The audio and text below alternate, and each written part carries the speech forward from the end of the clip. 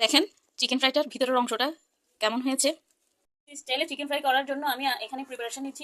এখানে ময়দা নিয়েছি আধা কাপ, আরও আধা কাপ, মোট এখানে 1 কাপ পরিমাণে আমি ময়দা নিয়েছি।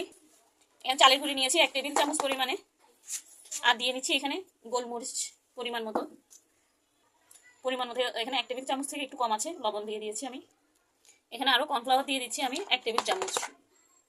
সবকিছু আমি ভালোভাবে মিশিয়ে নিব। এখানে আমি মাংস ম্যারিনেট করে রেখে দিয়েছিলাম সকালবেলা। এখানে আমি লেবু রস, ভিনেগার, এরপরে আদা রসুন, জিরা বাটা, জিরা ধনিয়া গুঁড়া, মরিচ সব একদম ভালোভাবে মেখে আমি রেখে দিয়েছি।